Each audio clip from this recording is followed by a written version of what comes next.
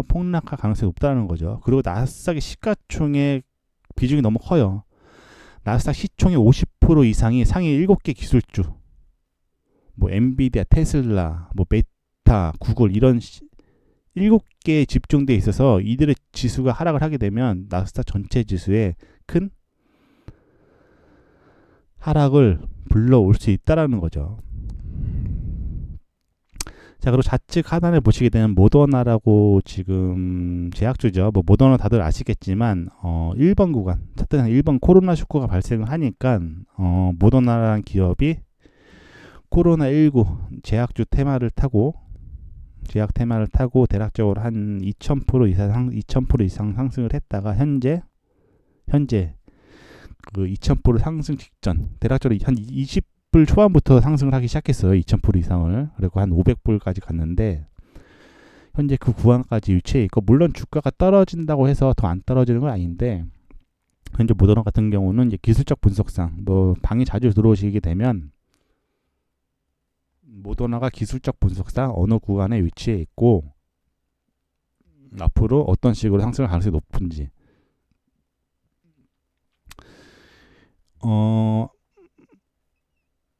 시가총액 상위 100위권 종목들 같은 경우는 나스닥이 하락을 하게 되면 못 올라가요. 디커플링으로. 하지만 모더나나 중소형 제약주들 같은 경우는 폭발적으로 상승하는 경우가 많아요.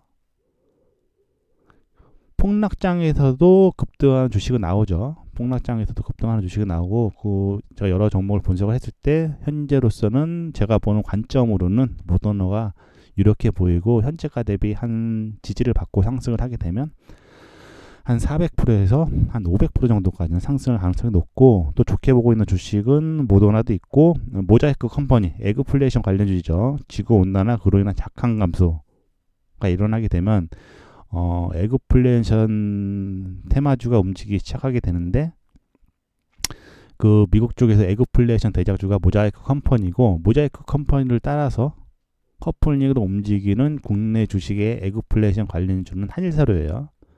일단 뭐 이건 참고해서 잘 들으시면 될 것 같고, 그래서 중장기적으로는 일단 제가 보는 관점으로는 이 하락장을 대비를 해야 된다. 하락장을 대비를 해야 되고, 주식 특히 현물 하시는 분들은 일단 현재 구간에서 뭐 주식을 다 청산을 하지 못하더라도 쇼크장을 대비해서 어느 정도 현금을 확보하고, 쇼크를 받고 증시가 폭락을 하면서 시가총액 상위 100위권 종목들도 끌어내리게 되면 그 보유했던 현금을 가지고 저점 매수의 기회를 잡으시면 되고, 비트코인도 반등 시 매도로 따라 들어가야 된다. 왜?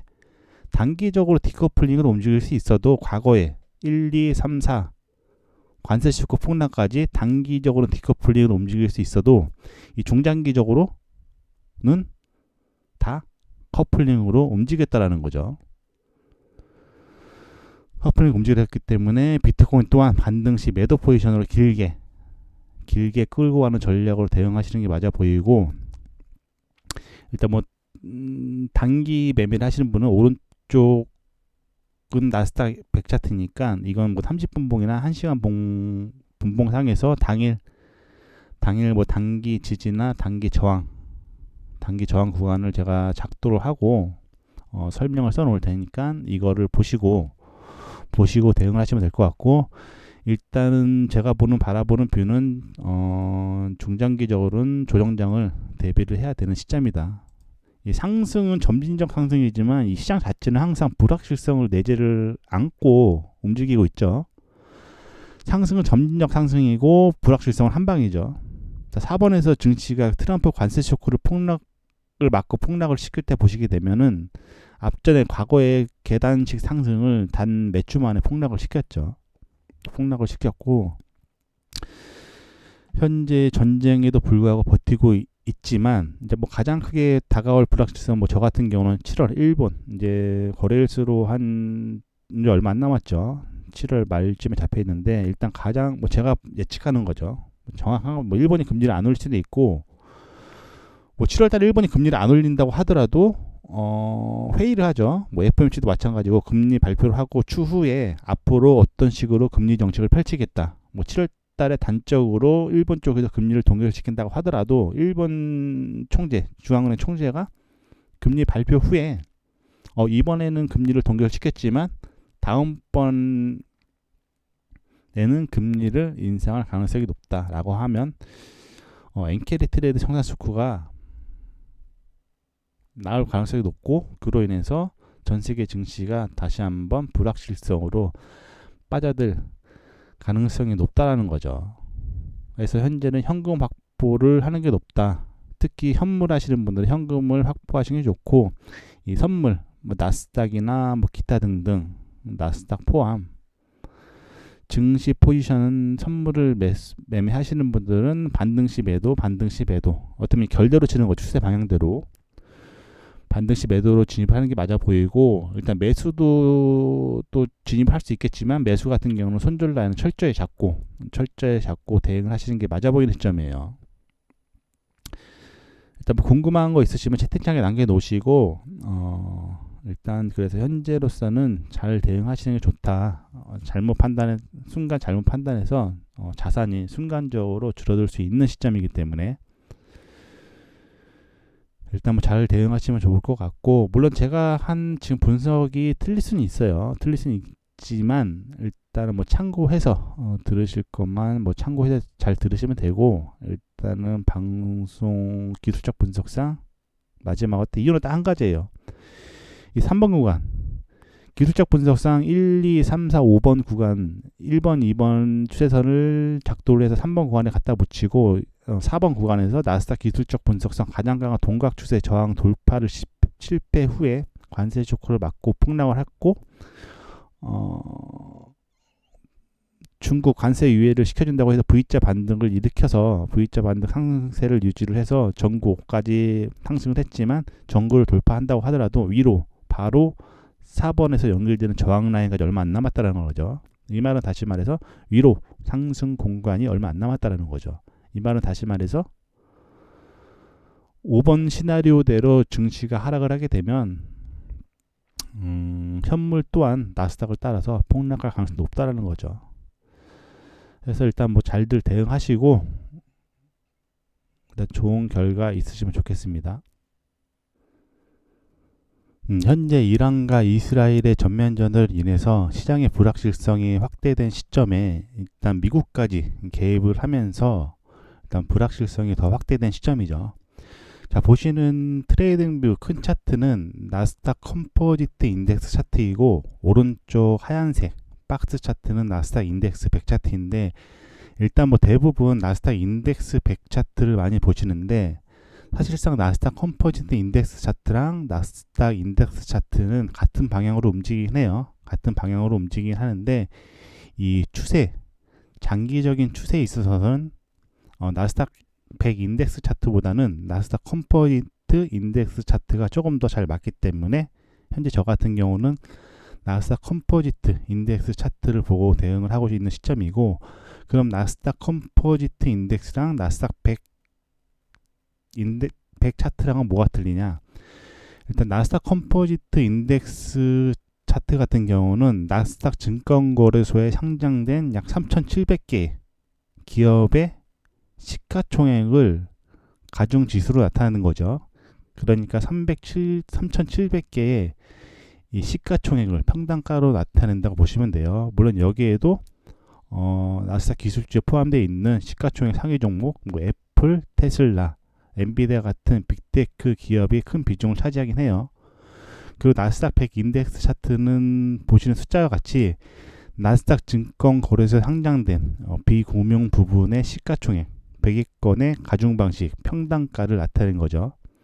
물론 여기도 애플, 테슬라, 엔비디아, 마이크로소프트, 애플 같은 시가총액 상위 종목군들이 포함되어 있어요. 그러니까 수치만 약간 틀릴 뿐이지 가는 방향은 똑같다. 가는 방향은 똑같지만 이 장기적인 기술적 분석상 추세선, 특히 추세선의 지지와 저항에 있어서는 현재 나스닥 인덱스 100보다는 나스닥 컴포지트 인덱스가 조금 더 신뢰도가 높다라는 거죠. 자, 보시는 차트를 보시게 되면 숫자로 적어놨죠. 1번, 2번 노란색으로 1번, 2번, 3번, 4번, 5번 이런 식으로 지금 표시를 해놨는데, 자, 1번 같은 경우는, 자, 1번에 움직이기 전에 주가가 폭락을 했죠. 자, 기술적 분석, 특히 추세를 선을 작도를 함에 있어서 이제 중요했던 저점과 저점을 연결을 하던가, 아니면 중요했던 고점과 고점을 연결을 해야 주가가 지지라인에 붙게 되면 그 반발력이 더 강하고, 반대로 저항 구간에 붙게 되면 그 매도 압력이 더 크다라는 거죠. 자, 1번 같은 경우의 저점은 어떤 시점, 어느 구간이었냐?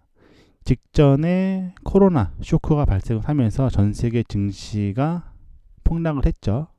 그때가 1번의 저점이고, 자, 2번의 저점은 어떤 구간이냐? 1번의 저점, 즉 증시가 폭락을 하니까 전 세계적으로 글로벌 금융위기가 왔고, 이로 인해서 미국에서 경기를 살리고자 금리를 제로금리로 낮추고 시중에 돈을 무한대로 풀어내는 양적 완화 정책을 실행을 한 거죠. 양적 완화 정책을 실행을 했고, 그로 인해서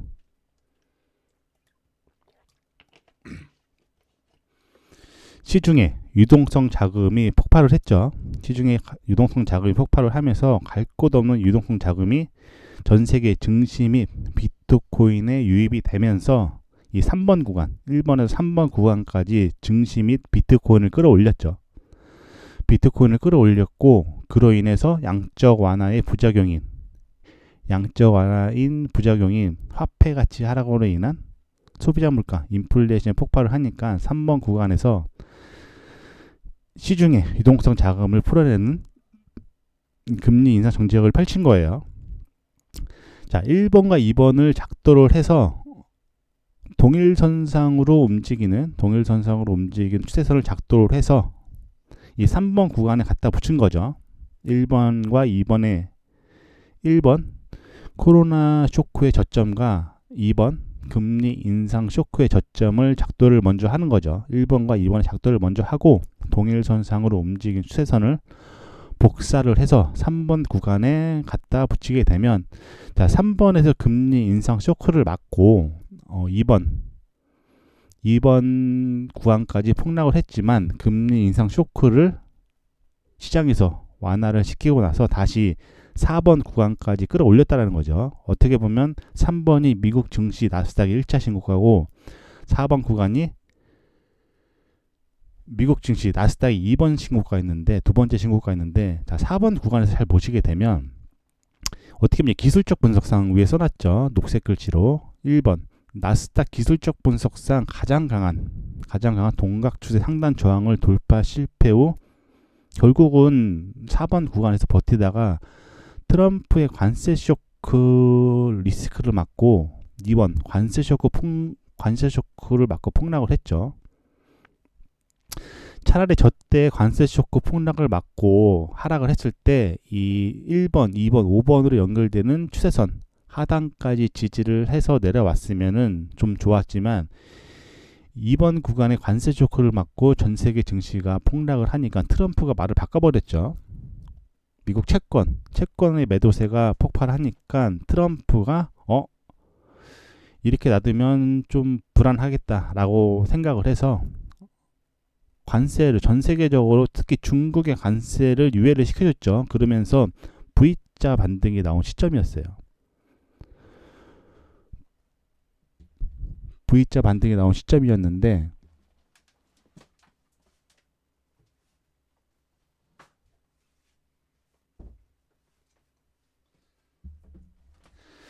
사실상 4번 구간이 나스닥에 있어서 가장 신고가였는데, 저런 식으로 고가권에서 급락을 시켰다가 V자 반등은 사실상 주식에 있어서 이 잡주, 어떻게 보면 작전주죠. 작전주도 저렇게 끌어올리지 못하는데 현재 V자 반등으로 직전에 신고가 고점까지 끌어올렸지만, 자, 보시게 되면 4번 옆에 빨간색 동그라미가 있죠. 빨간색 동그라미가 있는데, 이 기술적 분석상 나스닥에 있어서 기술적 분석상 가장 강한 저항 구간인데, 현재 신고가를 돌파한다고 하더라도 위로 상승 공간이 얼마 안 남았다라는 거죠. 이 3번 녹색 글씨 3번에 설명이 났죠. 지금 V자 반등을 일으켜서 V자 반등의 상승 추세를 이어가고 전고점까지 확인을 했지만, 이 사실상 전고점이 막말로 전고점이 뚫린다고 하더라도 위로 상승 구간이 얼마 없다라는 거죠. 빨간색 동그라미 구간. 빨간색 동그라미 구간처럼 위로 상승 공간이 없는데 이 파란색 화살표 5번 지점까지의 하락 공간은 너무 많이 남았다라는 거죠. 그래서 뭐 제가 보는 관점으로는 특히 시가총액 상위 100위 종목군들 있죠. 뭐 나스닥에 포함되어 있는 특히 국내에서 많이 거래하고 있는 뭐 테슬라, 엔비디아, 팔란티어, 구글, 애플, 마이크로소프트, 메타 등등 이 시가총액 상위 100위권 종목들은 이 앞전에 트럼프의 관세 쇼크를 받고 폭락했을 때 보시면 아시겠지만 다 따라서 내려가요. 나스닥이 하락을 하면 디커플링으로 상승하지 못한다라는 거죠. 그래서 물론 제가 분석한 내용이 틀릴 수도 있겠지만 지금 현재로서는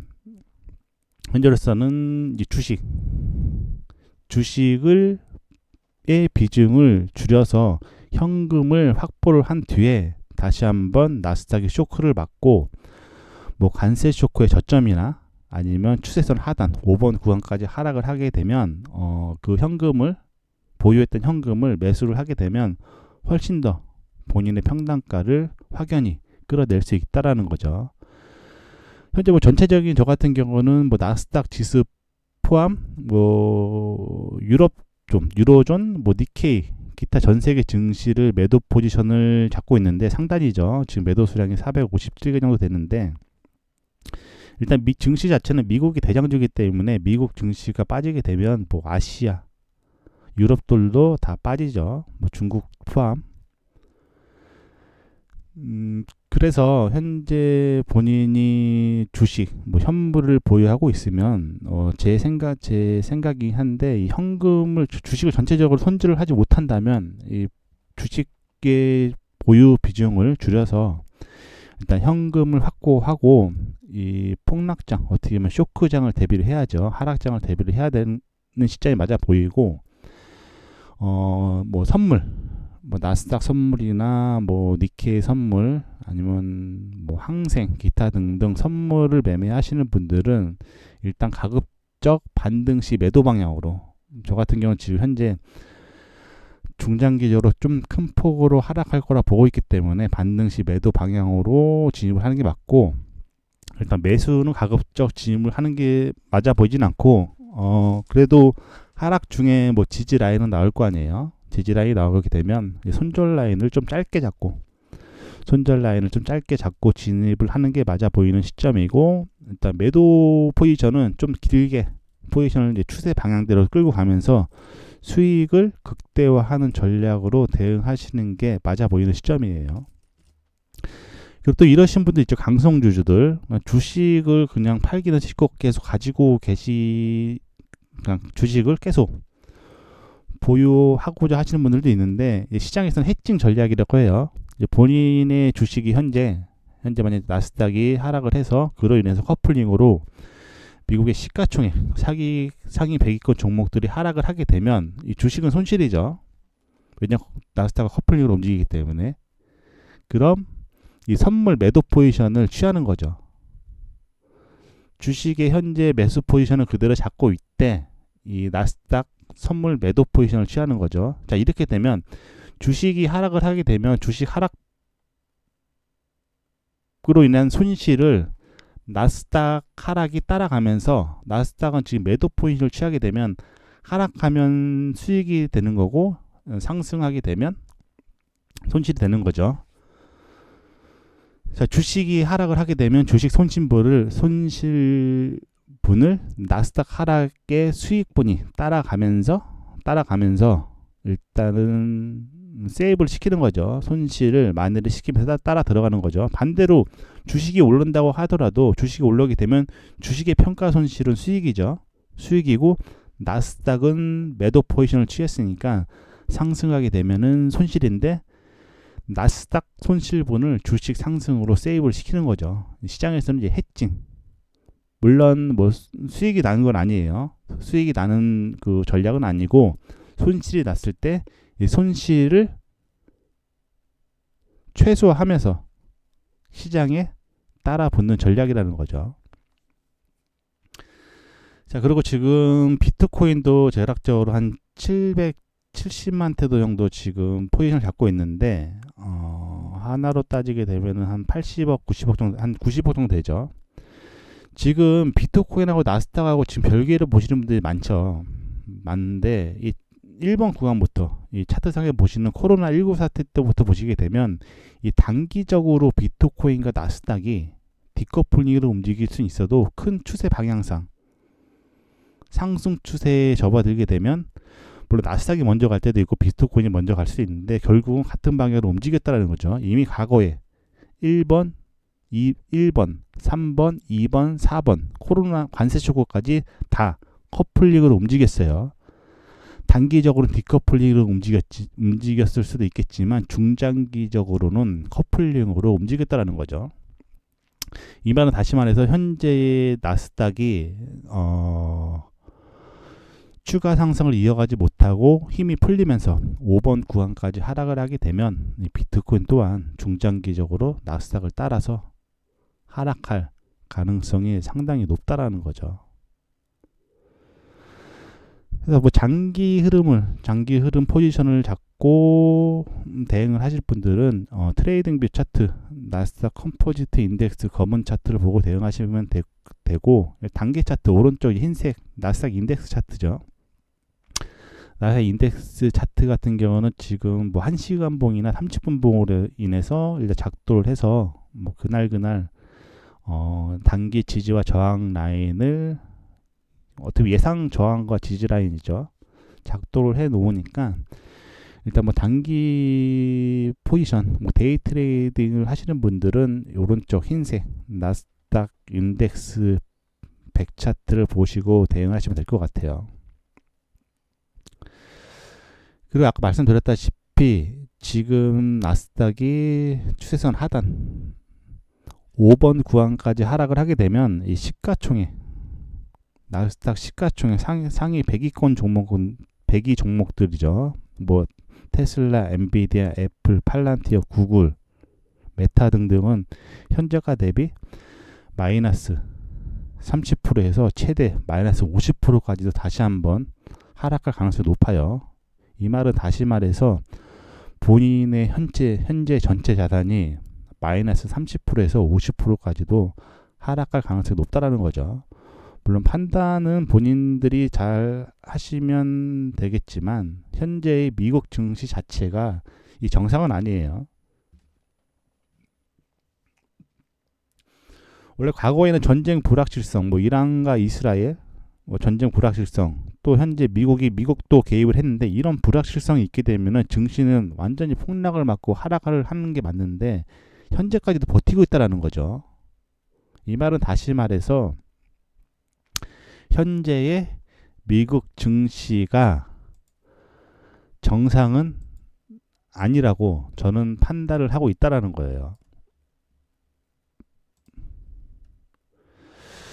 그리고 이제 시장에서 용어 중에 뭐 아시는 분들은 아시겠지만 양털깎기 경제라고 있어요. 양털깎기 경제라고 있고 이 용어는 뭐냐면 이제 글로벌 투기 세력들이 양털이 풍성이 자라기를 기다렸다가 한 번에 깎아내듯이 경제의 거품을 최고치까지 조정을 하는 거죠.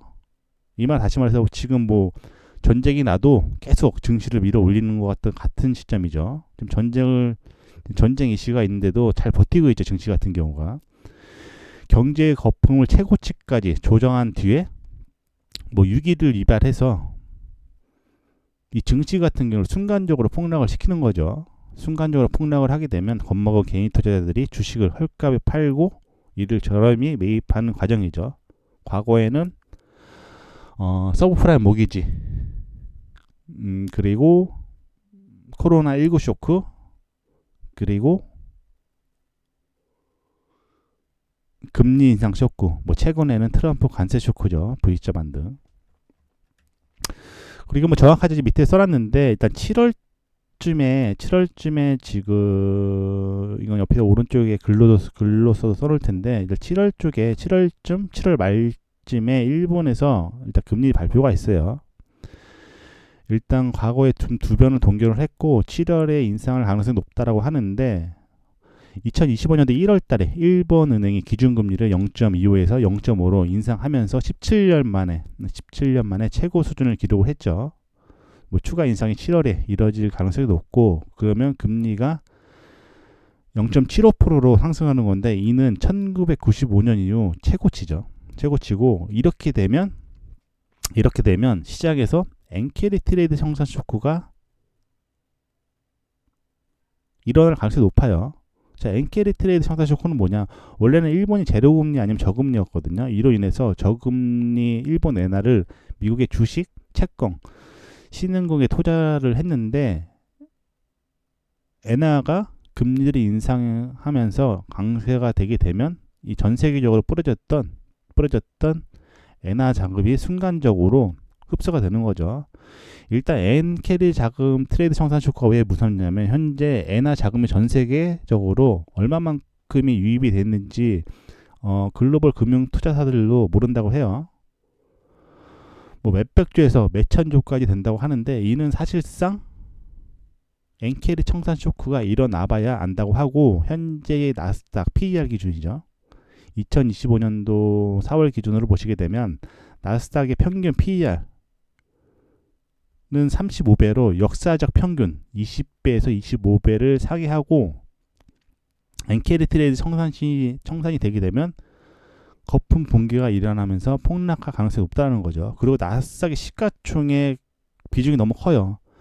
나스닥 시총의 50% 이상이 상위 7개 기술주, 뭐 엔비디아, 테슬라, 뭐 메타, 구글 이런 7개에 집중돼 있어서 이들의 지수가 하락을 하게 되면 나스닥 전체 지수에 큰 하락을 불러올 수 있다라는 거죠. 자, 그리고 좌측 하단을 보시게 되면 모더나라고 지금 제약주죠. 뭐 모더나 다들 아시겠지만 1번 구간, 차트상 1번 코로나 쇼크가 발생을 하니까 모더나라는 기업이 코로나19 제약주 테마를 타고 대략적으로 한 2000% 이상 상승을 했다가 현재 그 2000% 상승 직전 대략적으로 한 20불 초반부터 상승을 하기 시작했어요. 2000% 이상을. 그리고 한 500불까지 갔는데 현재 그 구간까지 위치해 있고 물론 주가가 떨어진다고 해서 더 안 떨어지는 건 아닌데 현재 모더나 같은 경우는 이제 기술적 분석상 뭐 방에 자주 들어오시게 되면 모더나가 기술적 분석상 어느 구간에 위치해 있고 앞으로 어떤 식으로 상승할 가능성이 높은지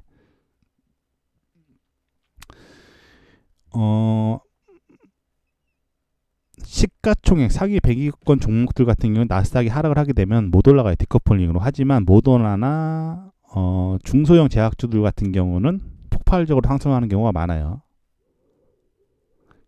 폭락장에서도 급등하는 주식은 나오죠. 제가 여러 종목을 분석을 했을 때 현재로서는 제가 보는 관점으로는 모더나가 이렇게 보이고 현재가 대비 한 지지를 받고 상승을 하게 되면 한 400%에서 한 500% 정도까지는 상승할 가능성이 높고 또 좋게 보고 있는 주식은 모더나도 있고 모자이크 컴퍼니, 에그플레이션 관련주죠. 지구온난화 그로 인한 작황 감소가 일어나게 되면 에그플레이션 테마주가 움직이기 시작하게 되는데 그 미국 쪽에서 에그플레이션 대장주가 모자이크 컴퍼니고 모자이크 컴퍼니를 따라서 커플링으로 움직이는 국내 주식의 에그플레이션 관련주는 한일사료예요. 일단 이건 참고해서 잘 들으시면 될 것 같고 그래서 중장기적으로는 일단 제가 보는 관점으로는 이 하락장을 대비를 해야 된다. 하락장을 대비를 해야 되고 주식 특히 현물 하시는 분들은 일단 현재 구간에서 뭐 주식을 다 청산을 하지 못하더라도 쇼크장을 대비해서 어느 정도 현금을 확보하고 쇼크를 받고 증시가 폭락을 하면서 시가총액 상위 100위권 종목들도 끌어내리게 되면 그 보유했던 현금을 가지고 저점 매수의 기회를 잡으시면 되고 비트코인도 반등 시 매도로 따라 들어가야 된다. 왜? 단기적으로 디커플링으로 움직일 수 있어도 과거에 1, 2, 3, 4 관세 쇼크 폭락까지 단기적으로 디커플링으로 움직일 수 있어도 이 중장기적으로는 다 커플링으로 움직였다라는 거죠. 커플링 움직이려 했기 때문에 비트코인 또한 반등 시 매도 포지션으로 길게 끌고 가는 전략으로 대응하시는 게 맞아 보이고, 일단 뭐 단기 매매를 하시는 분은 오른쪽은 나스닥 100 차트니까 이건 뭐 30분봉이나 1시간 분봉상에서 당일 뭐 단기 지지나 단기 저항 구간을 제가 작도를 하고 설명을 써 놓을 테니까 이거를 보시고 대응을 하시면 될 것 같고, 일단은 제가 바라보는 뷰는 중장기적으로는 조정장을 대비를 해야 되는 시점이다. 이 상승은 점진적 상승이지만 이 시장 자체는 항상 불확실성을 내재를 안고 움직이고 있죠. 상승은 점진적 상승이고 불확실성은 한방이죠. 4번에서 증시가 트럼프 관세 쇼크를 막고 폭락을 시킬 때 보시게 되면은 앞전에 과거의 계단식 상승을 단 몇 주 만에 폭락을 시켰죠. 폭락을 시켰고, 현재 전쟁에도 불구하고 버티고 있지만 이제 뭐 가장 크게 다가올 불확실성, 뭐 저 같은 경우는 7월 일본 이제 거래일수로 한 이제 얼마 안 남았죠. 7월 말쯤에 잡혀 있는데, 일단 가장 뭐 제가 예측하는 거죠. 정확한 건 뭐 일본이 금리를 안 올릴 수도 있고, 뭐 7월달에 일본이 금리를 안 올린다고 하더라도 회의를 하죠. 뭐 FOMC도 마찬가지고 금리 발표를 하고 추후에 앞으로 어떤 식으로 금리 정책을 펼치겠다. 뭐 7월달에 단적으로 일본 쪽에서 금리를 동결시킨다고 하더라도 일본 중앙은행 총재가 금리 발표 후에 이번에는 금리를 동결시켰지만 다음번에는 금리를 인상할 가능성이 높다라고 하면 엔캐리 트레이드 청산 수쿠가 나올 가능성이 높고, 그로 인해서 전 세계 증시가 다시 한번 불확실성으로 빠져들 가능성이 높다라는 거죠. 그래서 현재는 현금 확보를 하는 게 높다. 특히 현물 하시는 분들은 현금을 확보하시는 게 좋고, 이 선물 뭐 나스닥이나 뭐 기타 등등 나스닥 포함 증시 포지션은 선물을 매매하시는 분들은 반등시 매도 어떻게 결대로 치는 거, 추세 방향대로 반등시 매도로 진입하는 게 맞아 보이고, 일단 매수도 또 진입할 수 있겠지만 매수 같은 경우는 손절 라인을 철저히 잡고 대응을 하시는 게 맞아 보이는 시점이에요. 일단 뭐 궁금한 거 있으시면 채팅창에 남겨놓으시고, 일단 그래서 현재로서는 잘 대응하시는 게 좋다. 잘못 판단해서 자산이 순간적으로 줄어들 수 있는 시점이기 때문에 일단 뭐 잘 대응하시면 좋을 것 같고, 물론 제가 한 지금 분석이 틀릴 수는 있지만 일단은 뭐 참고해서 들으실 것만 뭐 참고해서 잘 들으시면 되고, 일단은 방송 기술적 분석상 마지막으로 이유는 딱 한 가지예요. 이 3번 구간 기술적 분석상 1, 2, 3, 4, 5번 구간 1번, 2번 추세선을 작도를 해서 3번 구간에 갖다 붙이고 4번 구간에서 나스닥 기술적 분석상 가장 강한 동각 추세 저항 돌파를 실패 후에 관세 쇼크를 맞고 폭락을 했고,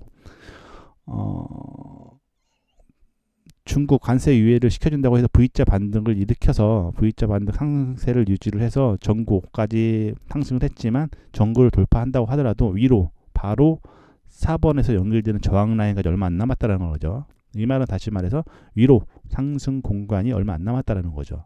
이 말은 다시 말해서 5번 시나리오대로 증시가 하락을 하게 되면 현물 또한 나스닥을 따라서 폭락할 가능성이 높다는 거죠. 그래서 일단 뭐 잘들 대응하시고 일단 좋은 결과 있으시면 좋겠습니다.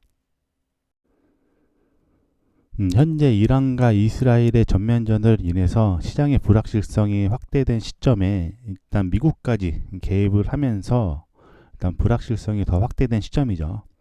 자, 보시는 트레이딩뷰 큰 차트는 나스닥 컴포지트 인덱스 차트이고, 오른쪽 하얀색 박스 차트는 나스닥 인덱스 100 차트인데, 일단 뭐 대부분 나스닥 인덱스 100 차트를 많이 보시는데, 사실상 나스닥 컴포지트 인덱스 차트랑 나스닥 인덱스 차트는 같은 방향으로 움직이긴 해요. 같은 방향으로 움직이긴 하는데, 이 추세 장기적인 추세에 있어서는 나스닥 100 인덱스 차트보다는 나스닥 컴포지트 인덱스 차트가 조금 더 잘 맞기 때문에 현재 저 같은 경우는 나스닥 컴포지트 인덱스 차트를 보고 대응을 하고 있는 시점이고, 그럼 나스닥 컴포지트 인덱스랑 나스닥 100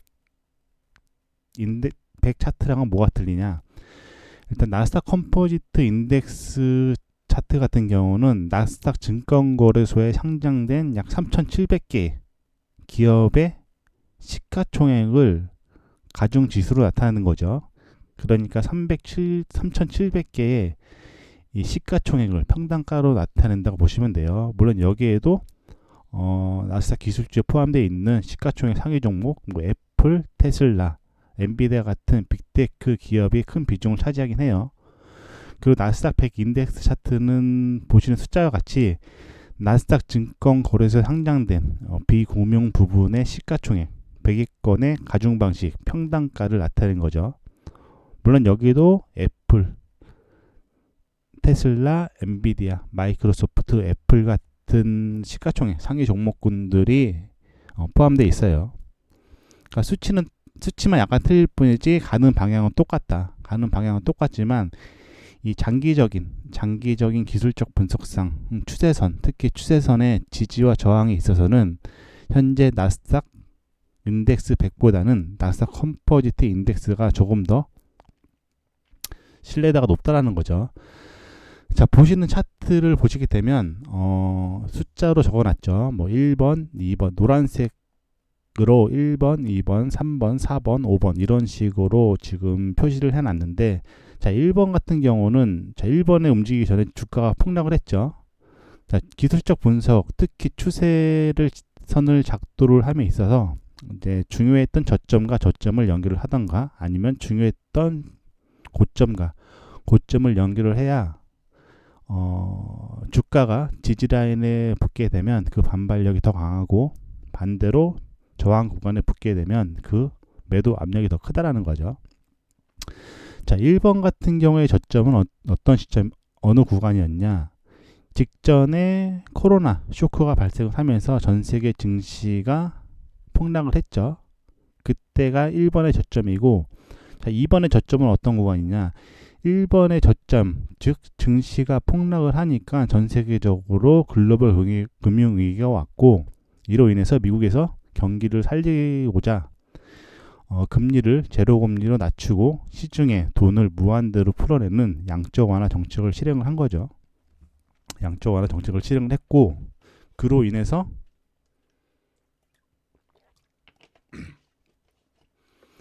시중에 유동성 자금이 폭발을 했죠. 시중에 유동성 자금이 폭발을 하면서 갈 곳 없는 유동성 자금이 전 세계 증시 및 비트코인에 유입이 되면서 이 3번 구간, 1번에서 3번 구간까지 증시 및 비트코인을 끌어올렸죠.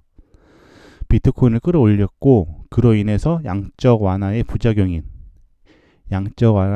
부작용인 화폐 가치 하락으로 인한 소비자 물가, 인플레이션 폭발을 하니까 3번 구간에서 시중에 유동성 자금을 풀어내는 금리 인상 정책을 펼친 거예요. 자, 1번과 2번을 작도를 해서 동일선상으로 움직이는 추세선을 작도를 해서 이 3번 구간에 갖다 붙인 거죠. 1번과 2번에 1번 코로나 쇼크의 저점과 2번 금리 인상 쇼크의 저점을 작도를 먼저 하는 거죠. 1번과 2번의 작도를 먼저 하고 동일선상으로 움직인 추세선을 복사를 해서 3번 구간에 갖다 붙이게 되면, 자, 3번에서 금리 인상 쇼크를 맞고 2번 구간까지 폭락을 했지만 금리 인상 쇼크를 시장에서 완화를 시키고 나서 다시 4번 구간까지 끌어올렸다는 거죠. 어떻게 보면 3번이 미국 증시 나스닥의 1차 신고가고 4번 구간이 미국 증시 나스닥이 2번 신고가 있는데, 두 번째 신고가 있는데, 자, 4번 구간에서 잘 보시게 되면 어떻게 보면 기술적 분석상 위에 써놨죠. 녹색 글씨로 1번 나스닥 기술적 분석상 가장 강한 동각 추세 상단 저항을 돌파 실패 후 결국은 4번 구간에서 버티다가 트럼프의 관세 쇼크 리스크를 맞고 2번 관세 쇼크를 맞고 폭락을 했죠. 차라리 저때 관세 쇼크 폭락을 맞고 하락을 했을 때 이 1번, 2번, 5번으로 연결되는 추세선 하단까지 지지를 해서 내려왔으면은 좀 좋았지만, 이번 구간에 관세 쇼크를 맞고 전 세계 증시가 폭락을 하니까 트럼프가 말을 바꿔버렸죠. 미국 채권의 매도세가 폭발하니까 트럼프가 이렇게 놔두면 좀 불안하겠다라고 생각을 해서 관세를 전 세계적으로 특히 중국의 관세를 유예를 시켜줬죠. 그러면서 V자 반등이 나온 시점이었어요. V자 반등이 나온 시점이었는데,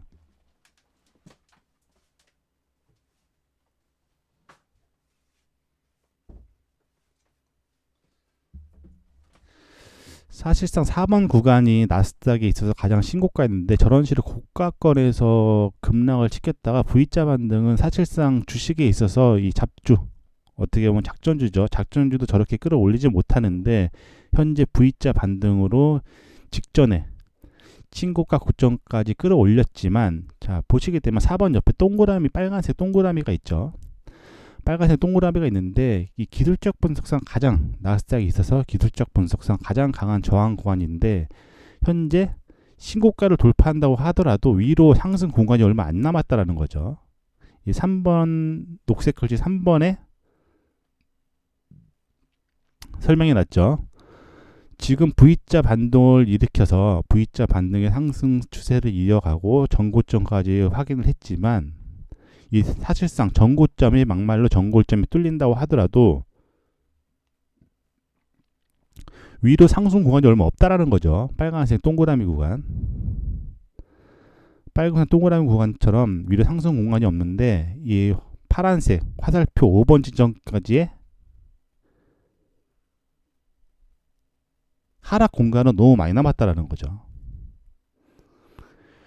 그래서 뭐 제가 보는 관점으로는 특히 시가총액 상위 100위 종목군들 있죠. 뭐 나스닥에 포함되어 있는, 특히 국내에서 많이 거래하고 있는 뭐 테슬라, 엔비디아, 팔란티어, 구글, 애플, 마이크로소프트, 메타 등등, 이 시가총액 상위 100위권 종목들은 이 앞전에 트럼프의 관세 쇼크를 맞고 폭락했을 때 보시면 아시겠지만 다 따라서 내려가요.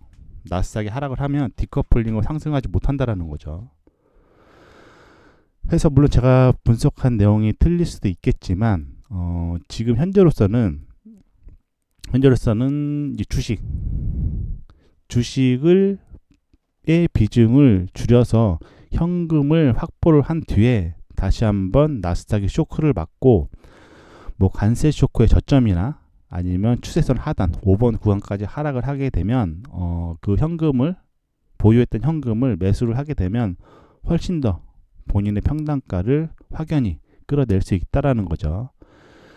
현재 뭐 전체적인 저 같은 경우는 뭐 나스닥 지수 포함 뭐 유로존, 뭐 니케이, 기타 전 세계 증시를 매도 포지션을 잡고 있는데, 상단이죠. 지금 매도 수량이 457개 정도 되는데, 일단 증시 자체는 미국이 대장주이기 때문에 미국 증시가 빠지게 되면 뭐 아시아, 유럽들도 다 빠지죠. 뭐 중국 포함.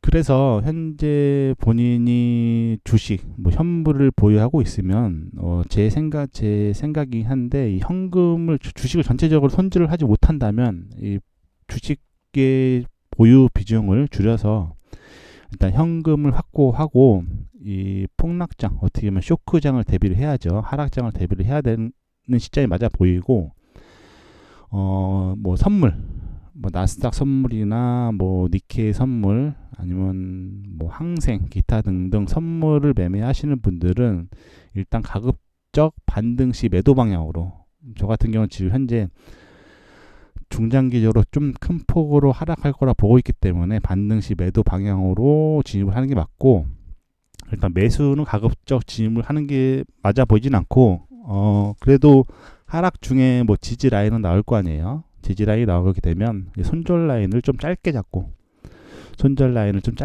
진입을 하는 게 맞아 보이는 시점이고, 일단 매도 포지션은 좀 길게 포지션을 이제 추세 방향대로 끌고 가면서 수익을 극대화하는 전략으로 대응하시는 게 맞아 보이는 시점이에요.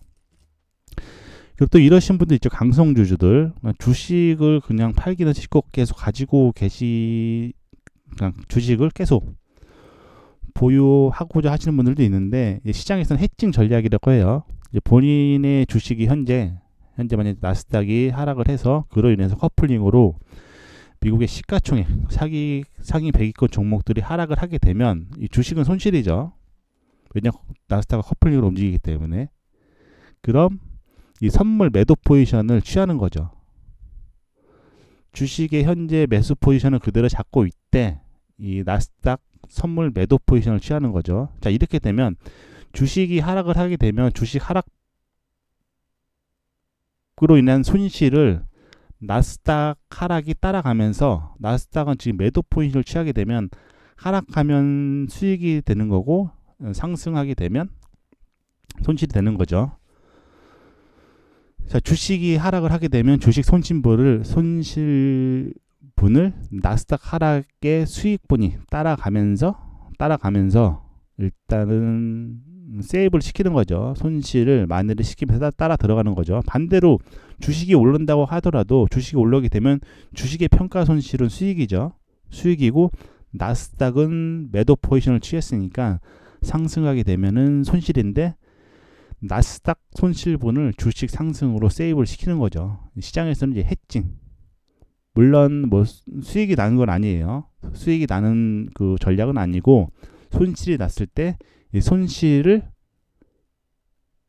최소화하면서 시장에 따라 붙는 전략이라는 거죠. 자, 그리고 지금 비트코인도 대략적으로 한 770만 태도 정도 지금 포지션을 잡고 있는데, 하나로 따지게 되면은 한 80억, 90억 정도, 한 90억 정도 되죠. 지금 비트코인하고 나스닥하고 지금 별개로 보시는 분들이 많은데, 이 1번 구간부터 이 차트상에 보시는 코로나19 사태 때부터 보시게 되면 이 단기적으로 비트코인과 나스닥이 디커플링으로 움직일 수 있어도 큰 추세 방향상 상승 추세에 접어들게 되면, 물론 나스닥이 먼저 갈 때도 있고 비트코인이 먼저 갈 수 있는데 결국은 같은 방향으로 움직였다는 거죠. 이미 과거에 1번, 1번, 3번, 2번, 4번 코로나 관세 쇼크까지 다 커플링으로 움직였어요. 단기적으로는 디커플링으로 움직였을 수도 있겠지만 중장기적으로는 커플링으로 움직였다는 거죠. 이 말은 다시 말해서 현재의 나스닥이 추가 상승을 이어가지 못하고 힘이 풀리면서 5번 구간까지 하락을 하게 되면 비트코인 또한 중장기적으로 나스닥을 따라서 하락할 가능성이 상당히 높다라는 거죠. 그래서 뭐 장기 흐름 포지션을 잡고 대응을 하실 분들은 트레이딩 뷰 차트, 나스닥 컴포지트 인덱스 검은 차트를 보고 대응하시면 되고, 단기 차트 오른쪽 흰색 나스닥 인덱스 차트죠. 나스닥 인덱스 차트 같은 경우는 지금 뭐 1시간 봉이나 30분 봉으로 인해서 일단 작동을 해서 뭐 그날 단기 지지와 저항 라인을 어떻게 예상 저항과 지지 라인이죠. 작동을 해 놓으니까 일단 뭐 단기 포지션, 뭐 데이 트레이딩을 하시는 분들은 오른쪽 흰색 나스닥 인덱스 100 차트를 보시고 대응하시면 될 것 같아요. 그리고 아까 말씀드렸다시피 지금 나스닥이 추세선 하단 5번 구간까지 하락을 하게 되면 이 시가총액, 나스닥 시가총액 상위 100위권 종목은 100위 종목들이죠.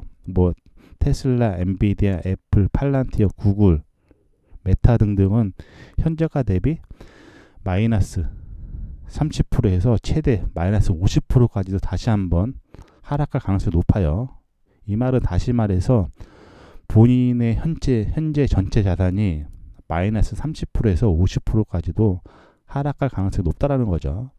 물론 판단은 본인들이 잘 하시면 되겠지만 현재의 미국 증시 자체가 이 정상은 아니에요. 원래 과거에는 전쟁 불확실성, 뭐 이란과 이스라엘, 뭐 전쟁 불확실성, 또 현재 미국도 개입을 했는데 이런 불확실성이 있게 되면은 증시는 완전히 폭락을 맞고 하락을 하는 게 맞는데 현재까지도 버티고 있다라는 거죠. 이 말은 다시 말해서 현재의 미국 증시가 정상은 아니라고 저는 판단을 하고 있다라는 거예요. 그리고 이제 시장에서 용어 중에 뭐 아시는 분들은 아시겠지만 양털깎기 경제라고 있어요. 양털깎기 경제라고 있고 이 용어는 뭐냐면 이제 글로벌 투기 세력들이 양털이 풍성이 자라기를 기다렸다가 한 번에 깎아내듯이 경제의 거품을 최고치까지 조정을 하는 거죠. 이 말 다시 말해서 지금 뭐 전쟁이 나도 계속 증시를 밀어 올리는 것 같은 시점이죠. 지금 전쟁 이슈가 있는데도 잘 버티고 있죠. 증시 같은 경우가. 경제의 거품을 최고치까지 조정한 뒤에 뭐 유기를 유발해서 이 증시 같은 경우는 순간적으로 폭락을 시키는 거죠. 순간적으로 폭락을 하게 되면 겁먹은 개인 투자자들이 주식을 헐값에 팔고 이를 저렴이 매입하는 과정이죠. 과거에는 서브프라임 모기지, 그리고 코로나19 쇼크, 그리고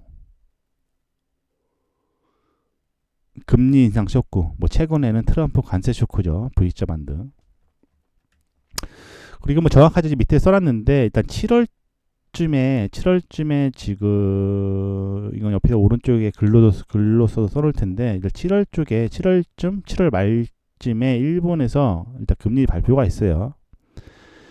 일단 과거에 좀 두 변을 동결을 했고 7월에 인상할 가능성이 높다라고 하는데 2025년도 1월 달에 일본 은행이 기준금리를 0.25에서 0.5로 인상하면서 17년 만에 최고 수준을 기록을 했죠.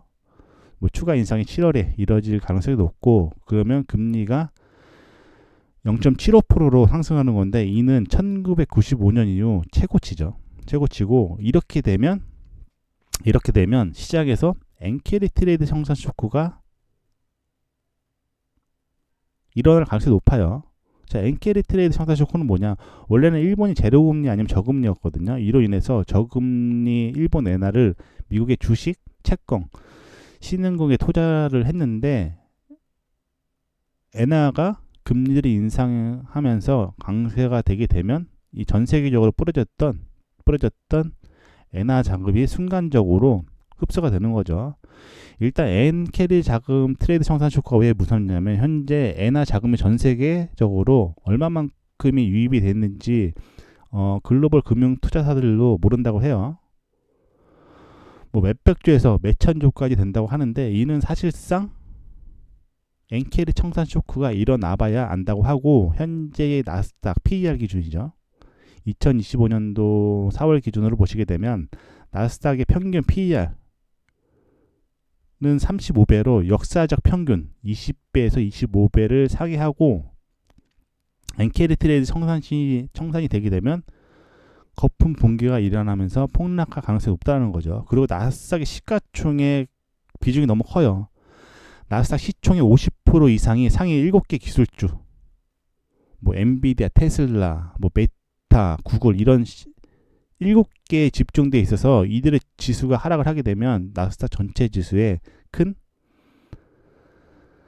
하락을 불러올 수 있다라는 거죠. 자, 그리고 좌측 하단에 보시게 되면 모더나라고 지금 제약주죠. 뭐 모더나 다들 아시겠지만 1번 구간, 차트상 1번 코로나 쇼크가 발생을 하니까 모더나라는 기업이 코로나19 제약주 테마를 타고 대략적으로 한 2000% 이상 상승을 했다가 현재 그 2000% 상승 직전 대략적으로 한 20불 초반부터 상승을 하기 시작했어요. 2000% 이상을. 그리고 한 500불까지 갔는데 현재 그 구간까지 유치해 있고 물론 주가가 떨어진다고 해서 더 안 떨어지는 건 아닌데 현재 모더나 같은 경우는 이제 기술적 분석상 뭐 방에 자주 들어오시게 되면 모더나가 기술적 분석상 어느 구간에 위치해 있고 앞으로 어떤 식으로 상승할 가능성이 높은지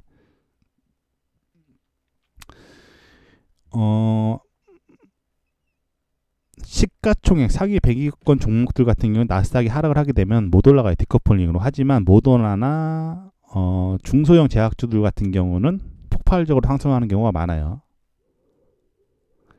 폭락장에서도 급등하는 주식은 나오죠. 폭락장에서도 급등하는 주식은 나오고, 제가 여러 종목을 분석을 했을 때 현재로서는 제가 보는 관점으로는 모더나가 유력해 보이고, 현재가 대비 한 지지를 받고 상승을 하게 되면 한 400%에서 한 500% 정도까지는 상승할 가능성이 높고, 또 좋게 보고 있는 주식은 모더나도 있고, 모자이크 컴퍼니, 에그플레이션 관련주죠. 지구온난화 그로 인한 작황 감소가 일어나게 되면 에그플레이션 테마주가 움직이기 시작하게 되는데, 그 미국 쪽에서 에그플레이션 대장주가 모자이크 컴퍼니고, 모자이크 컴퍼니를 따라서 커플링으로 움직이는 국내 주식의 에그플레이션 관련주는 한일사료예요.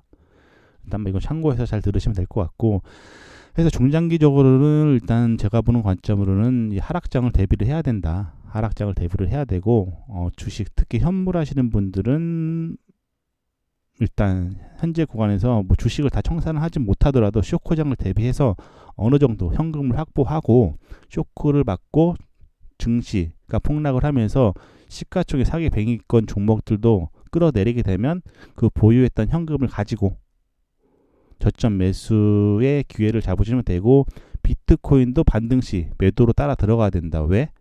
단기적으로 디커플링으로 움직일 수 있어도 과거에 1, 2, 3, 4 관세 쇼크 폭락까지 단기적으로 디커플링으로 움직일 수 있어도 이 중장기적으로는 다 커플링으로 움직였다라는 거죠.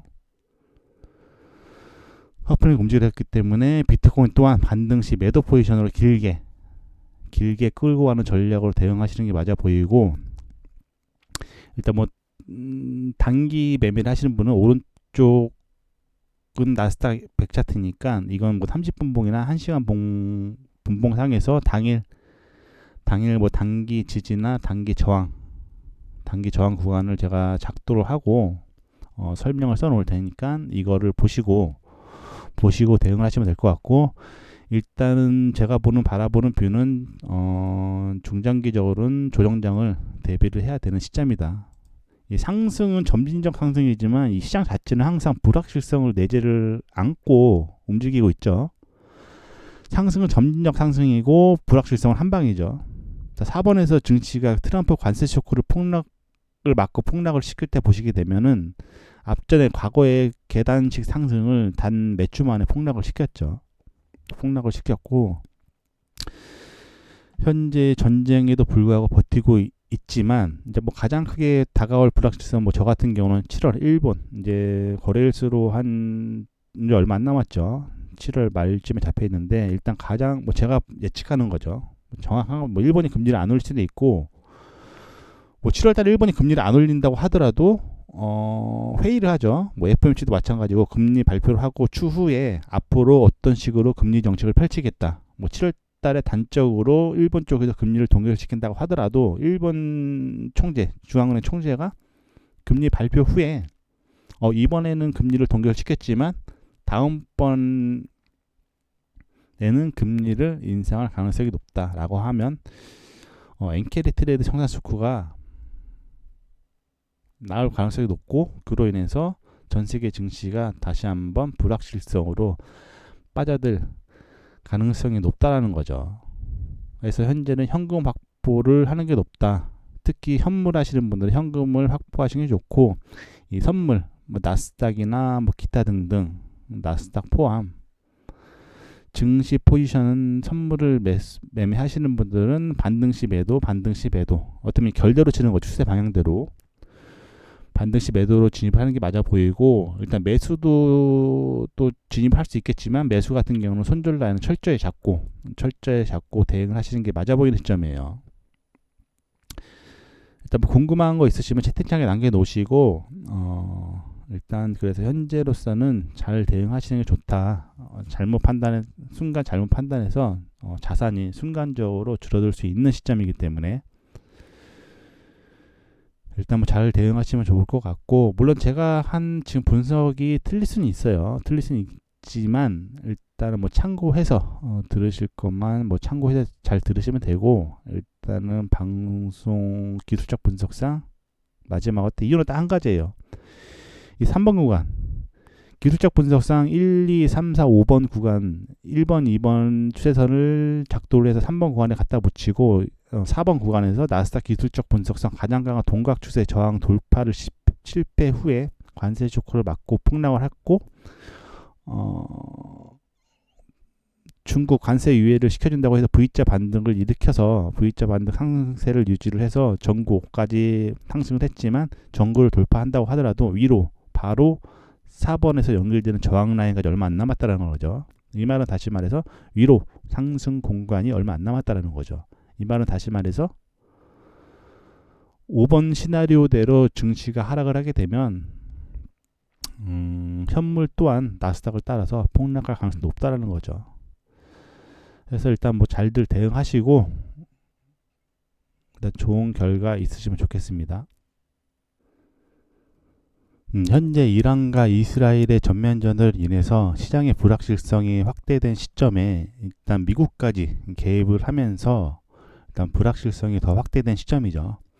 자, 보시는 트레이딩뷰 큰 차트는 나스닥 컴포지트 인덱스 차트이고, 오른쪽 하얀색 박스 차트는 나스닥 인덱스 100 차트인데, 일단 뭐 대부분 나스닥 인덱스 100 차트를 많이 보시는데, 사실상 나스닥 컴포지트 인덱스 차트랑 나스닥 인덱스 차트는 같은 방향으로 움직이긴 해요. 같은 방향으로 움직이긴 하는데, 이 추세, 장기적인 추세에 있어서는 나스닥 100 인덱스 차트보다는 나스닥 컴포지트 인덱스 차트가 조금 더 잘 맞기 때문에 현재 저 같은 경우는 나스닥 컴포지트 인덱스 차트를 보고 대응을 하고 있는 시점이고, 그럼 나스닥 컴포지트 인덱스랑 나스닥 100 차트랑은 뭐가 틀리냐? 일단 나스닥 컴포지트 인덱스 차트 같은 경우는 나스닥 증권거래소에 상장된 약 3,700개 기업의 시가총액을 가중지수로 나타내는 거죠. 그러니까 3,700개의 이 시가총액을 평단가로 나타낸다고 보시면 돼요. 물론 여기에도 나스닥 기술주에 포함되어 있는 시가총액 상위 종목, 뭐 애플, 테슬라, 엔비디아 같은 빅테크 기업이 큰 비중을 차지하긴 해요. 그리고 나스닥 100 인덱스 차트는 보시는 숫자와 같이 나스닥 증권거래소에 상장된 비공용 부분의 시가총액 100위권의 가중방식 평단가를 나타낸 거죠. 물론 여기도 애플, 테슬라, 엔비디아, 마이크로소프트, 애플 같은 시가총액 상위 종목군들이 포함되어 있어요.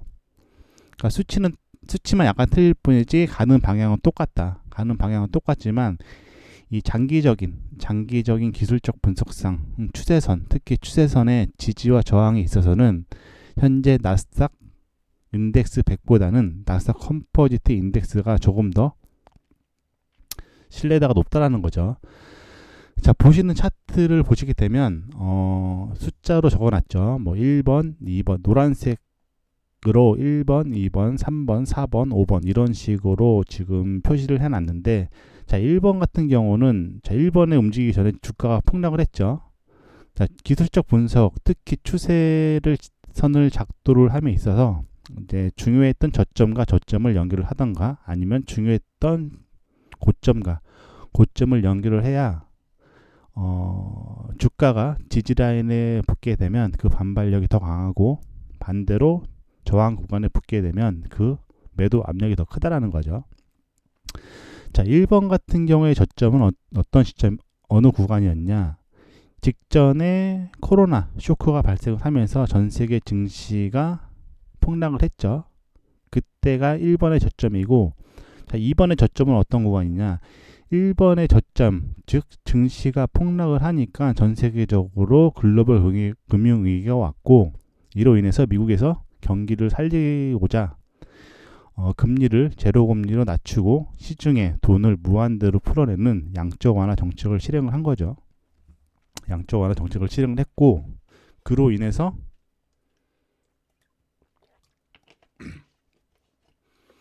시중에 유동성 자금이 폭발을 했죠.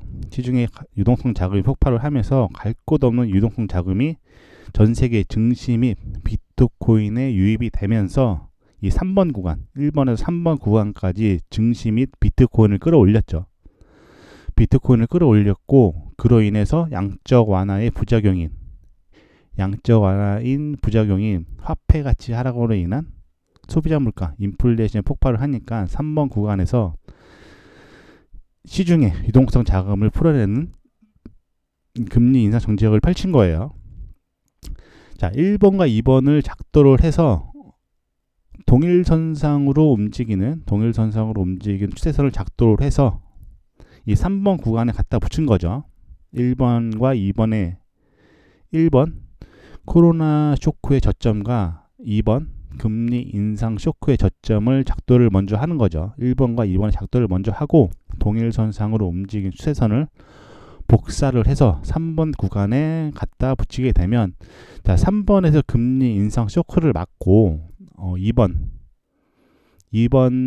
구간까지 폭락을 했지만 금리 인상 쇼크를 시장에서 완화를 시키고 나서 다시 4번 구간까지 끌어올렸다는 거죠. 어떻게 보면 3번이 미국 증시 나스닥의 1차 신고가고 4번 구간이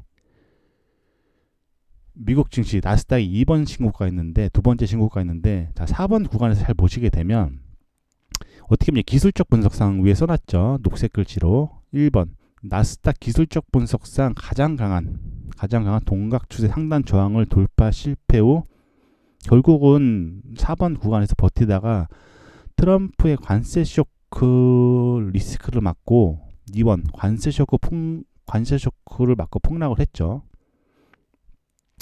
차라리 저때 관세 쇼크 폭락을 맞고 하락을 했을 때 이 1번, 2번, 5번으로 연결되는 추세선 하단까지 지지를 해서 내려왔으면은 좀 좋았지만 2번 구간에 관세 쇼크를 맞고 전 세계 증시가 폭락을 하니까 트럼프가 말을 바꿔버렸죠. 미국 채권의 매도세가 폭발하니까 트럼프가 이렇게 놔두면 좀 불안하겠다라고 생각을 해서 관세를 전 세계적으로 특히 중국의 관세를 유예를 시켜줬죠. 그러면서 V자 반등이 나온 시점이었어요.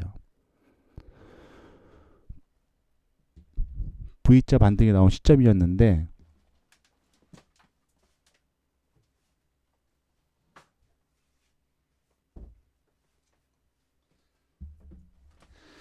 사실상 4번 구간이 나스닥에 있어서 가장 신고가였는데 저런 식으로 고가권에서 급락을 시켰다가 V자 반등은 사실상 주식에 있어서 이 잡주, 어떻게 보면 작전주죠. 작전주도 저렇게 끌어올리지 못하는데 현재 V자 반등으로 직전에 신고가 고점까지 끌어올렸지만, 자, 보시게 되면 4번 옆에 빨간색 동그라미가 있죠. 빨간색 동그라미가 있는데 이 기술적 분석상 나스닥에 있어서 기술적 분석상 가장 강한 저항 구간인데 현재 신고가를 돌파한다고 하더라도 위로 상승 공간이 얼마 안 남았다라는 거죠. 이 3번 녹색 글씨 3번에 설명이 났죠. 지금 V자 반동을 일으켜서 V자 반등의 상승 추세를 이어가고 전고점까지 확인을 했지만 이 사실상 막말로 전고점이 뚫린다고 하더라도 위로 상승 구간이 얼마 없다라는 거죠. 빨간색 동그라미 구간처럼 위로 상승 공간이 없는데 이 파란색 화살표 5번 지점까지의 하락 공간은 너무 많이 남았다라는 거죠. 그래서 뭐 제가 보는 관점으로는 특히 시가총액 상위 100위 종목군들 있죠. 뭐 나스닥에 포함되어 있는 특히 국내에서 많이 거래하고 있는 뭐 테슬라, 엔비디아, 팔란티어, 구글, 애플, 마이크로소프트, 메타 등등 이 시가총액 상위 100위권 종목들은 이 앞전에 트럼프의 관세 쇼크를 맞고 폭락했을 때 보시면 아시겠지만 다 따라서 내려가요. 나스닥이 하락을 하면 디커플링으로 상승하지 못한다라는 거죠. 그래서 물론 제가 분석한 내용이 틀릴 수도 있겠지만 지금 현재로서는 이 주식의 비중을 줄여서 현금을 확보를 한 뒤에 다시 한번 나스닥이 쇼크를 맞고 뭐 관세 쇼크의 저점이나 아니면 추세선 하단 5번 구간까지 하락을 하게 되면 그 현금을 보유했던 현금을 매수를 하게 되면 훨씬 더 본인의 평단가를 확연히 끌어낼 수 있다라는 거죠. 현재 뭐 전체적인 저 같은 경우는 뭐 나스닥 지수 포함 뭐 유로존 뭐 니케이 기타 전 세계 증시를 매도 포지션을 잡고 있는데 상단이죠. 지금 매도 수량이 457개 정도 되는데 일단 증시 자체는 미국이 대장주이기 때문에 미국 증시가 빠지게 되면 뭐 아시아 유럽들도 다 빠지죠. 뭐 중국 포함. 그래서 현재 본인이 주식, 뭐 현물을 보유하고 있으면 제 생각이 한데 이 현금을 주식을 전체적으로 손질을 하지 못한다면 이 주식의 보유 비중을 줄여서 일단 현금을 확보하고 이 폭락장 어떻게 보면 쇼크장을 대비를 해야죠. 하락장을 대비를 해야 되는 시점이 맞아 보이고 뭐 선물 뭐 나스닥 선물이나 뭐 니케이 선물 아니면 뭐 항생 기타 등등 선물을 매매하시는 분들은 일단 가급적 반등 시 매도 방향으로 저 같은 경우는 지금 현재 중장기적으로 좀 큰 폭으로 하락할 거라 보고 있기 때문에 반등 시 매도 방향으로 진입을 하는 게 맞고 일단 매수는 가급적 진입을 하는 게 맞아 보이진 않고 그래도 하락 중에 뭐 지지 라인은 나올 거 아니에요. 지지 라인이 나오게 되면 손절 라인을 좀 짧게 잡고 진입을 하는 게 맞아 보이는 시점이고 일단 매도 포지션은 좀 길게 포지션을 이제 추세 방향대로 끌고 가면서 수익을 극대화하는 전략으로 대응하시는 게 맞아 보이는 시점이에요. 그리고 또 이러신 분들 있죠. 강성주주들 주식을 그냥 팔기는 쉽고 계속 가지고 그냥 주식을 계속 보유하고자 하시는 분들도 있는데 시장에서는 해칭 전략이라고 해요. 본인의 주식이 현재 만약에 나스닥이 하락을 해서 그로 인해서 커플링으로 미국의 시가총액 상위 100위권 종목들이 하락을 하게 되면 이 주식은 손실이죠. 왜냐하면 나스닥은 커플링으로 움직이기 때문에. 그럼 이 선물 매도 포지션을 취하는 거죠. 주식의 현재 매수 포지션을 그대로 잡고 있대 이 나스닥 선물 매도 포지션을 취하는 거죠. 자, 이렇게 되면 주식이 하락을 하게 되면 주식 하락으로 인한 손실을 나스닥 하락이 따라가면서 나스닥은 지금 매도 포지션을 취하게 되면 하락하면 수익이 되는 거고 상승하게 되면 손실이 되는 거죠. 자, 주식이 하락을 하게 되면 주식 손실분을 나스닥 하락의 수익분이 따라가면서 일단은 세이브를 시키는 거죠. 손실을 만회를 시키면서 따라 들어가는 거죠. 반대로 주식이 오른다고 하더라도 주식이 올라오게 되면 주식의 평가 손실은 수익이고 나스닥은 매도 포지션을 취했으니까 상승하게 되면은 손실인데 나스닥 손실분을 주식 상승으로 세이브를 시키는 거죠. 시장에서는 이제 해칭. 물론 뭐 수익이 나는 건 아니에요. 수익이 나는 그 전략은 아니고 손실이 났을 때 이 손실을 최소화하면서 시장에 따라 붙는 전략이라는 거죠. 자, 그리고 지금 비트코인도 대략적으로 한 770만 테더 정도 지금 포지션을 잡고 있는데 하나로 따지게 되면은 한 80억, 90억 정도, 한 90억 정도 되죠. 지금 비트코인하고 나스닥하고 지금 별개로 보시는 분들이 많은데 이 1번 구간부터 이 차트상에 보시는 코로나19 사태 때부터 보시게 되면 이 단기적으로 비트코인과 나스닥이 디커플링으로 움직일 수 있어도 큰 추세 방향상 상승 추세에 접어들게 되면 물론 나스닥이 먼저 갈 때도 있고 비트코인이 먼저 갈 수 있는데 결국은 같은 방향으로 움직였다는 거죠. 이미 과거에 1번, 3번, 2번, 4번 코로나 관세 쇼크까지 다 커플링으로 움직였어요. 단기적으로는 디커플링으로 움직였을 수도 있겠지만 중장기적으로는 커플링으로 움직였다는 거죠. 이 말은 다시 말해서 현재 나스닥이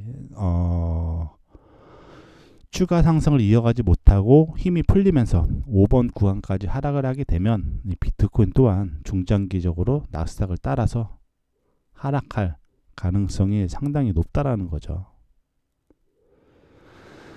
그래서 뭐 장기 흐름 포지션을 잡고 대응을 하실 분들은 트레이딩 뷰 차트, 나스닥 컴포지트 인덱스 검은 차트를 보고 대응하시면 되고, 단기 차트 오른쪽 흰색 나스닥 인덱스 차트죠. 나스닥 인덱스 차트 같은 경우는 지금 뭐 1시간 봉이나 30분 봉으로 인해서 일단 작동을 해서 뭐 그날 단기 지지와 저항 라인을 어떻게 예상 저항과 지지 라인이죠.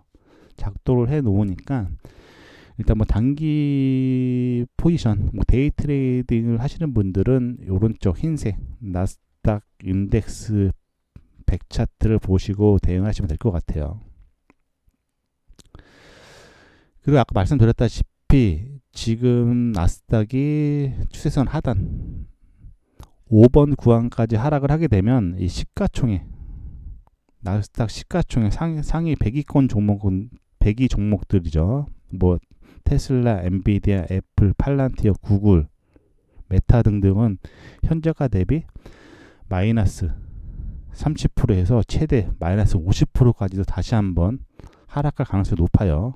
이 말은 다시 말해서 본인의 현재 전체 자산이 마이너스 30%에서 50%까지도 하락할 가능성이 높다라는 거죠. 물론 판단은 본인들이 잘 하시면 되겠지만 현재의 미국 증시 자체가 이 정상은 아니에요. 원래 과거에는 전쟁 불확실성, 뭐 이란과 이스라엘 뭐 전쟁 불확실성, 또 현재 미국도 개입을 했는데 이런 불확실성이 있게 되면은 증시는 완전히 폭락을 맞고 하락을 하는 게 맞는데 현재까지도 버티고 있다라는 거죠. 이 말은 다시 말해서 현재의 미국 증시가 정상은 아니라고 저는 판단을 하고 있다라는 거예요.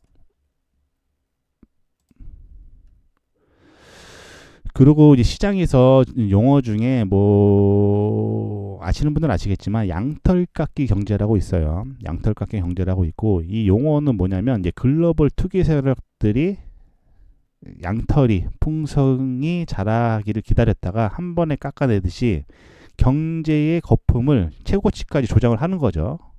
이 말 다시 말해서 지금 뭐 전쟁이 나도 계속 증시를 밀어 올리는 것 같은 시점이죠. 지금 전쟁 이슈가 있는데도 잘 버티고 있죠. 증시 같은 경우가 경제의 거품을 최고치까지 조정한 뒤에 뭐 유기를 이발해서 이 증시 같은 경우는 순간적으로 폭락을 시키는 거죠.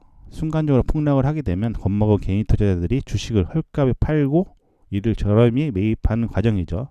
과거에는 서브프라임 모기지, 그리고 코로나19 쇼크, 그리고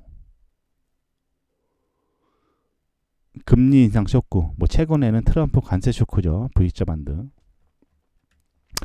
그리고 뭐 정확하게 밑에 써놨는데 일단 7월쯤에 지금 이건 옆에 오른쪽에 글로 써서 써놓을 텐데 일단 7월 말쯤에 일본에서 일단 금리 발표가 있어요. 일단 과거에 두 변을 동결을 했고 7월에 인상할 가능성이 높다라고 하는데 2025년도 1월 달에 일본 은행이 기준금리를 0.25에서 0.5로 인상하면서 17년 만에 최고 수준을 기록을 했죠. 뭐 추가 인상이 7월에 이뤄질 가능성이 높고, 그러면 금리가 0.75%로 상승하는 건데 이는 1995년 이후 최고치죠. 최고치고 이렇게 되면 시장에서 엔캐리 트레이드 청산 쇼크가 일어날 가능성이 높아요. 자, 엔캐리 트레이드 청산 쇼크는 뭐냐? 원래는 일본이 제로금리 아니면 저금리였거든요. 이로 인해서 저금리 일본 엔화를 미국의 주식, 채권, 신흥국에 투자를 했는데 엔화가 금리들이 인상하면서 강세가 되게 되면 이 전 세계적으로 뿌려졌던 엔화 자금이 순간적으로 흡수가 되는 거죠. 일단 엔캐리 자금 트레이드 청산 쇼크가 왜 무섭냐면 현재 엔화 자금이 전 세계적으로 얼마만큼이 유입이 됐는지 글로벌 금융 투자사들도 모른다고 해요. 뭐 몇백 조에서 몇천 조까지 된다고 하는데 이는 사실상 엔케리 청산 쇼크가 일어나봐야 안다고 하고 현재의 나스닥 PER 기준이죠. 2025년도 4월 기준으로 보시게 되면 나스닥의 평균 PER는 35배로 역사적 평균 20배에서 25배를 상회하고 엔케리 트레이드 청산이 되게 되면 거품 붕괴가 일어나면서 폭락할 가능성이 높다는 거죠. 그리고 나스닥의 시가총액 비중이 너무 커요. 나스닥 시총의 50% 이상이 상위 7개 기술주, 뭐 엔비디아, 테슬라, 뭐 메타, 구글 이런 7개에 집중돼 있어서 이들의 지수가 하락을 하게 되면 나스닥 전체 지수에 큰 하락을 불러올 수 있다라는 거죠. 자, 그리고 좌측 하단에 보시게 되면 모더나라고 지금 제약주죠. 뭐 모더나 다들 아시겠지만 1번 구간, 차트상 1번 코로나 쇼크가 발생을 하니까 모더나라는 기업이 코로나19 제약주 테마를 타고 대략적으로 한 2000% 이상 상승을 했다가 현재 그 2000% 상승 직전 대략적으로 한 20불 초반부터 상승을 하기 시작했어요. 2000% 이상을. 그리고 한 500불까지 갔는데 현재 그 구간까지 유치해 있고, 물론 주가가 떨어진다고 해서 더 안 떨어지는 건 아닌데, 현재 모더나 같은 경우는 이제 기술적 분석상 뭐 방에 자주 들어오시게 되면 모더나가 기술적 분석상 어느 구간에 위치해 있고 앞으로 어떤 식으로 상승할 가능성이 높은지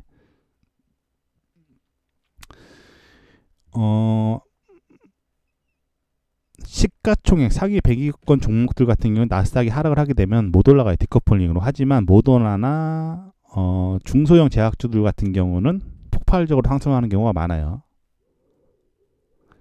폭락장에서도 급등하는 주식은 나오죠. 폭락장에서도 급등하는 주식은 나오고, 제가 여러 종목을 분석을 했을 때 현재로서는 제가 보는 관점으로는 모더나가 이렇게 보이고, 현재가 대비 한 지지를 받고 상승을 하게 되면 한 400%에서 한 500% 정도까지는 상승할 가능성이 높고, 또 좋게 보고 있는 주식은 모더나도 있고, 모자이크 컴퍼니, 에그플레이션 관련주죠. 지구온난화 그로 인한 작황 감소가 일어나게 되면 에그플레이션 테마주가 움직이기 시작하게 되는데, 그 미국 쪽에서 에그플레이션 대장주가 모자이크 컴퍼니고, 모자이크 컴퍼니를 따라서 커플링으로 움직이는 국내 주식의 에그플레이션 관련주는 한일사료예요. 일단 뭐 이건 참고해서 잘 들으시면 될 것 같고, 그래서 중장기적으로는 일단 제가 보는 관점으로는 이 하락장을 대비를 해야 된다. 하락장을 대비를 해야 되고, 주식 특히 현물 하시는 분들은 일단 현재 구간에서 뭐 주식을 다 청산을 하지 못하더라도 쇼크장을 대비해서 어느 정도 현금을 확보하고, 쇼크를 맞고 증시가 폭락을 하면서 시가총액 상위 100위권 종목들도 끌어내리게 되면 그 보유했던 현금을 가지고 저점 매수의 기회를 잡으시면 되고, 비트코인도 반등 시 매도로 따라 들어가야 된다. 왜? 단기적으로 디커플링으로 움직일 수 있어도 과거에 1, 2, 3, 4 관세 쇼크 폭락까지 단기적으로 디커플링으로 움직일 수 있어도 이 중장기적으로는 다 커플링으로 움직였다라는 거죠. 커플링 움직였기 때문에 비트코인 또한 반등 시 매도 포지션으로 길게 끌고 가는 전략으로 대응하시는 게 맞아 보이고, 일단 뭐 단기 매매를 하시는 분은 오른쪽은 나스닥 100 차트니까 이건 뭐 30분봉이나 1시간 분봉상에서 당일 뭐 단기 지지나 단기 저항 구간을 제가 작도를 하고 설명을 써 놓을 테니까 이거를 보시고 대응을 하시면 될 것 같고, 일단은 제가 바라보는 뷰는 중장기적으로는 조정장을 대비를 해야 되는 시점이다. 이 상승은 점진적 상승이지만 이 시장 자체는 항상 불확실성을 내재를 안고 움직이고 있죠. 상승은 점진적 상승이고 불확실성은 한방이죠. 자, 4번에서 증시가 트럼프 관세 쇼크를 맞고 폭락을 시킬 때 보시게 되면은 앞전에 과거의 계단식 상승을 단 몇 주 만에 폭락을 시켰죠.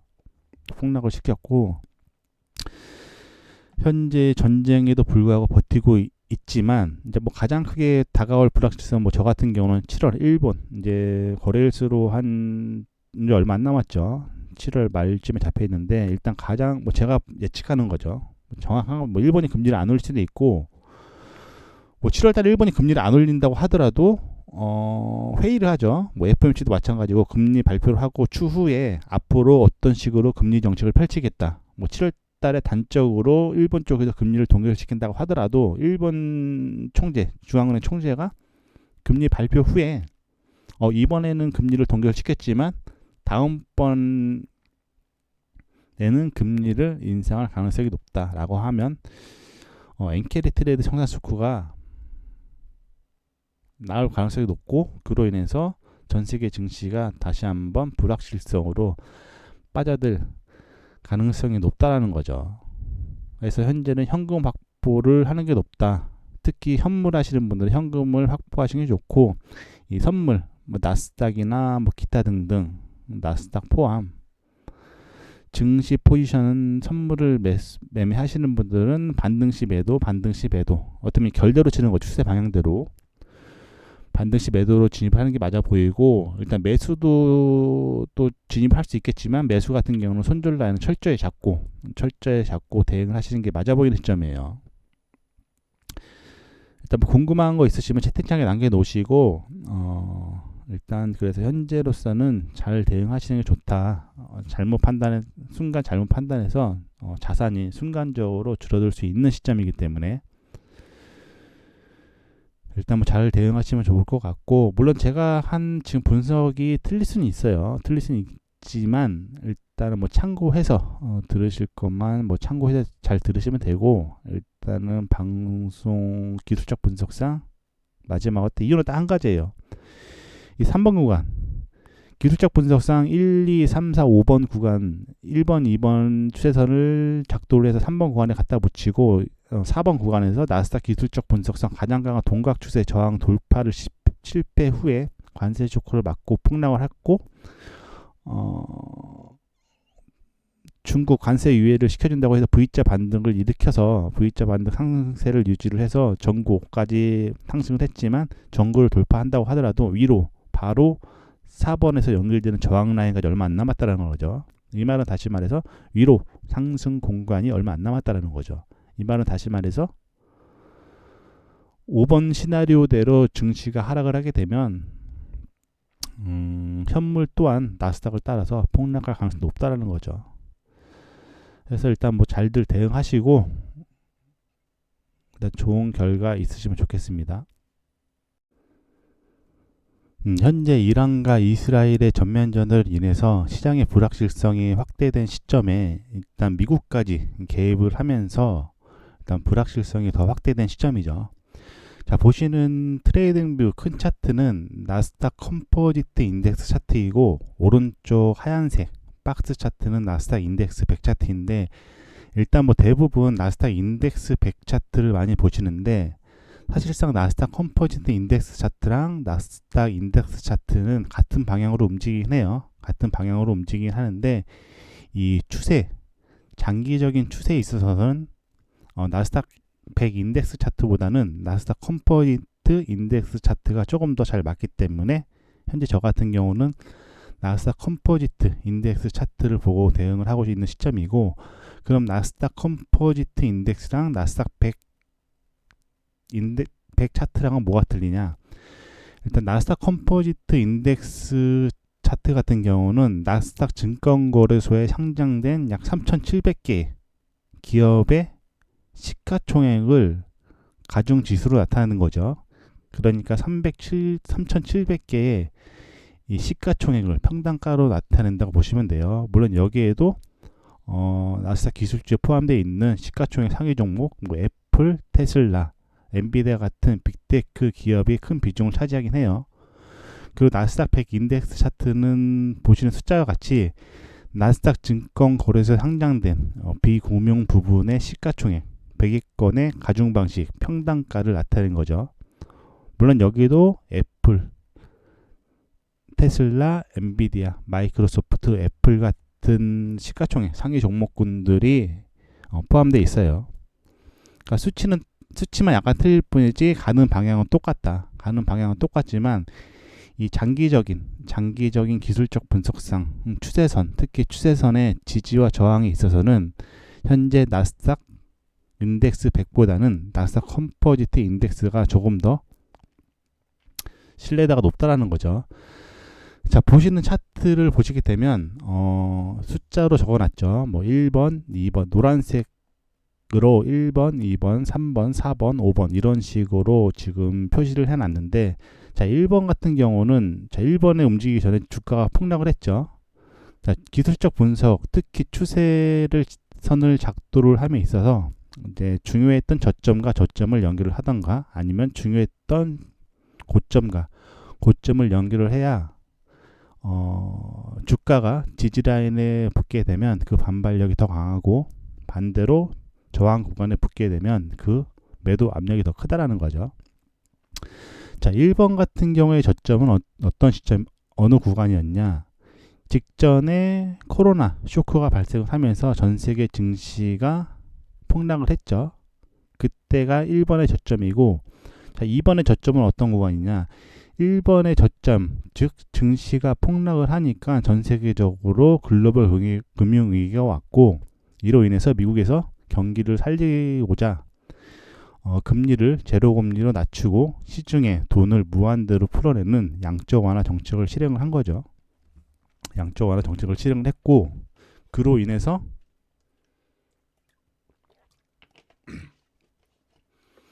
시중에 유동성 자금이 폭발을 했죠. 시중에 유동성 자금이 폭발을 하면서 갈 곳 없는 유동성 자금이 전 세계 증시 및 비트코인에 유입이 되면서 이 3번 구간, 1번에서 3번 구간까지 증시 및 비트코인을 끌어올렸죠. 비트코인을 끌어올렸고, 그로 인해서 양적 완화인 화폐 가치 하락으로 인한 소비자 물가, 인플레이션 폭발을 하니까 3번 구간에서